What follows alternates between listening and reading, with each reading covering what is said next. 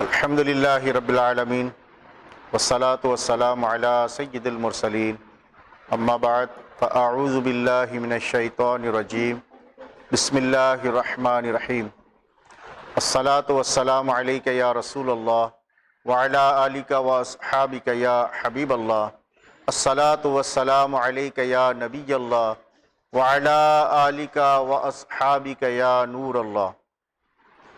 YouTube کے معروف channel امت کا بھلا کے تمام ناظرین اکرام، السلام علیکم ورحمۃ اللہ وبرکاتہ۔ ہمارے اس چینل پر درس فیضان رمضان کا سلسلہ چل رہا ہے۔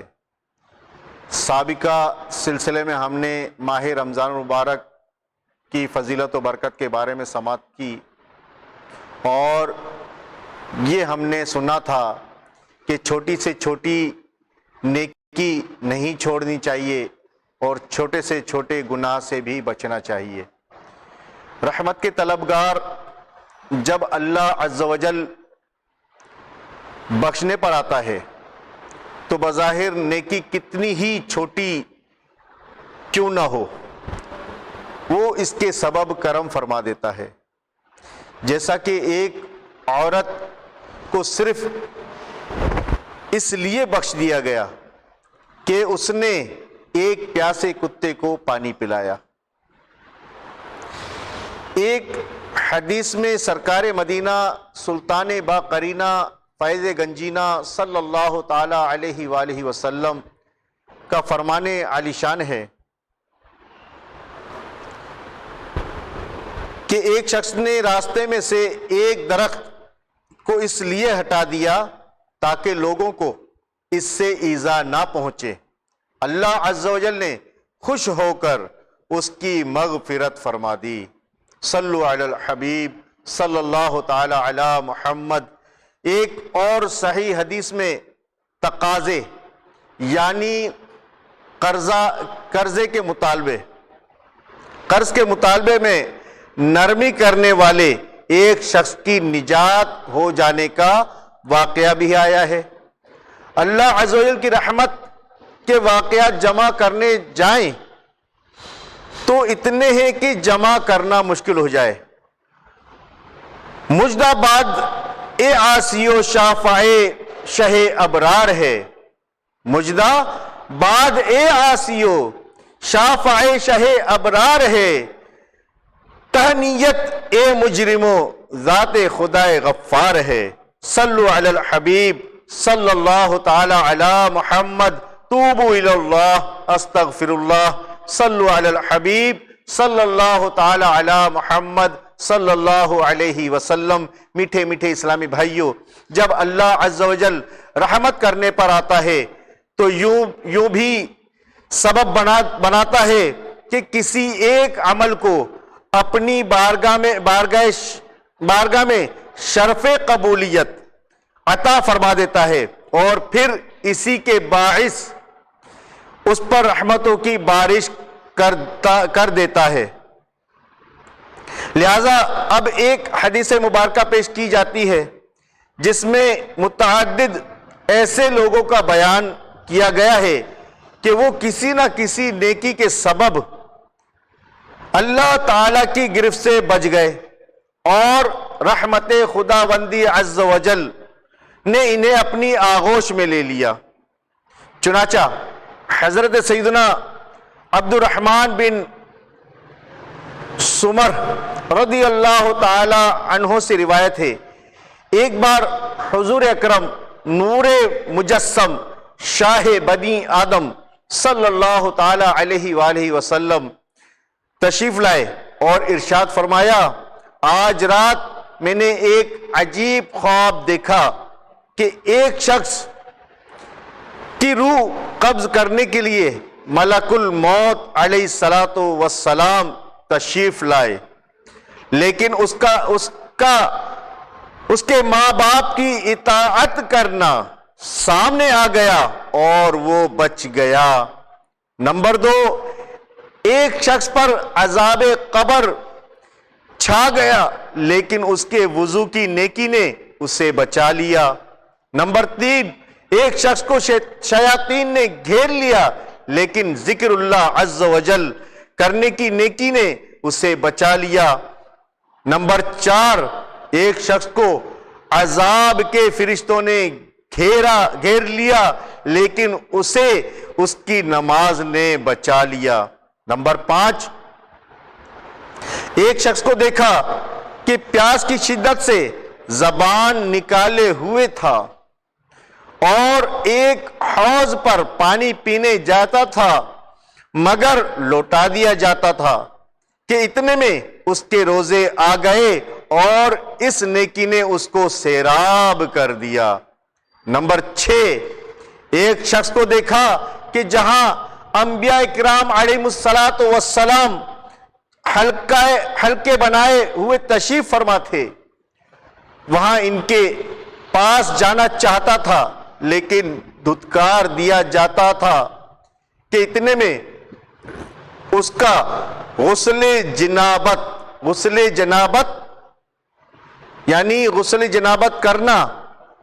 غسل کرنا آیا اور اس نیکی نے اس کو میرے پاس بٹھا دیا۔ نمبر 7، ایک شخص کو دیکھا کہ اس کے آگے پیچھے دائیں بائیں اوپر نیچے اندھیرا ہی اندھیرا ہے اور وہ اس اندھیرے میں حیران و پریشان ہے۔ اس کے حج و عمرہ آ گئے اور ان نیکیوں نے اس کو اندھیرے سے نکال کر روشنی میں پہنچا دیا۔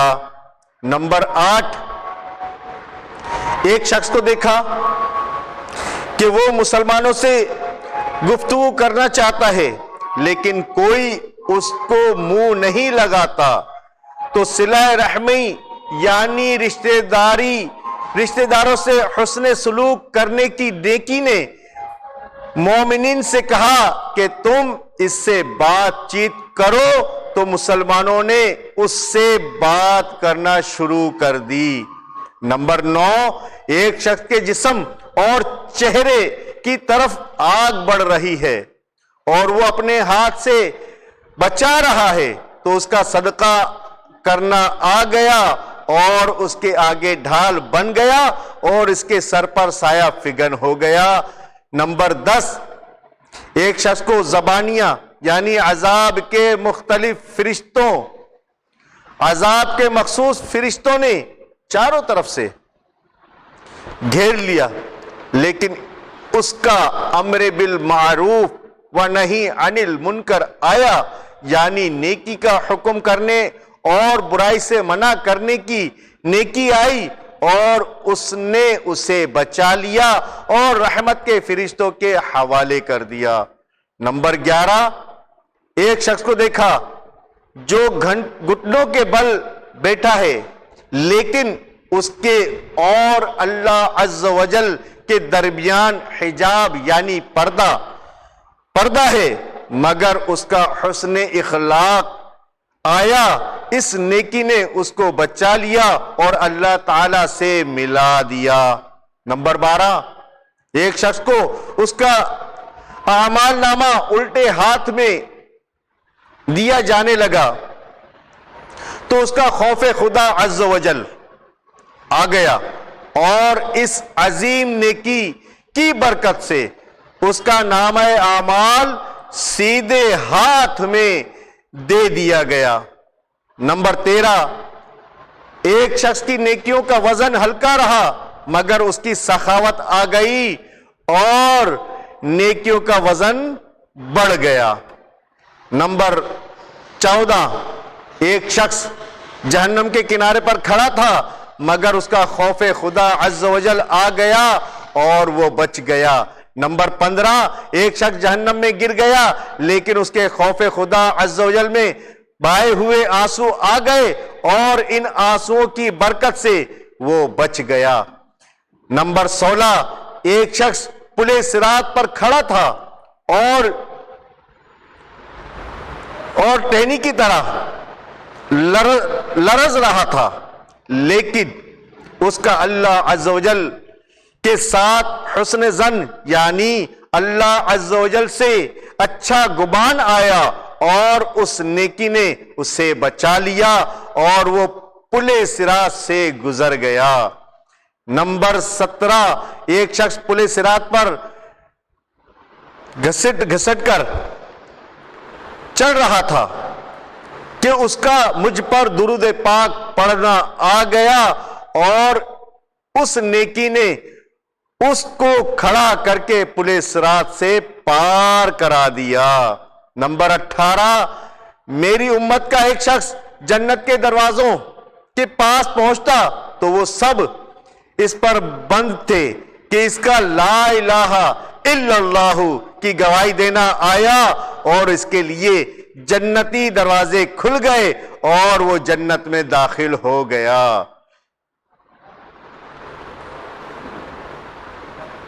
تو محترم اسلامی بھائیوں، اسی طریقے سے کچھ لوگوں کے ہونٹ کاٹے جا رہے تھے، کس سبب؟ چغل خوری کے سبب۔ نمبر 19، کچھ لوگوں کے ہونٹ کاٹے جا رہے تھے، میں نے جبریل علیہ الصلوۃ والسلام سے دریافت کیا یہ کون ہیں؟ تو انہوں نے بتایا کہ یہ لوگوں کے درمیان چغل خوری کرنے والے ہیں۔ نمبر 20، کچھ لوگوں کو زبانوں سے لٹکا دیا گیا تھا، میں نے جبریل علیہ الصلوۃ والسلام سے ان کے بارے میں پوچھا تو انہوں نے بتایا کہ یہ لوگوں پر جھوٹی تہمت لگانے والے ہیں۔ تو میٹھے میٹھے اسلامی بھائیوں، آپ نے ملاحظہ فرمایا اطاعت والدین، وضو، نماز، روزہ، ذکر اللہ عز و جل، حج و عمرہ، صلہ رحمی، امر بالمعروف و نہی عن المنکر، صدقہ، حسن اخلاق، سخاوت، خوف خدا میں رونا، نیز اللہ عز و جل کے ساتھ حسن ظن وغیرہ وغیرہ نیکیوں کے سبب اللہ عز و جل نے اپنے بندوں پر کرم فرما دیا اور انہیں عتاب و عذاب سے رہائی مل گئی۔ بہرحال یہ اس کے فضل و کرم کے معاملات ہیں، وہ مالک مختار ہے، جسے چاہے بخش دے، جسے چاہے عذاب کرے، یہ سب اس کا عدل ہی عدل ہے۔ جہاں وہ کسی نیکی سے خوش ہو کر اپنی رحمت سے بخش دیتا ہے، وہیں کسی گناہ پر جب وہ ناراض ہو جاتا ہے تو اس کا قہر و غضب جوش پر آ جاتا ہے اور پھر اس کی گرفت نہایت ہی سخت ہوتی ہے، جیسا کہ گزشتہ طویل حدیث کے آخر میں چغل خوروں اور دوسروں پر گناہ کی تہمت باندھنے والوں کا انجام گزرا۔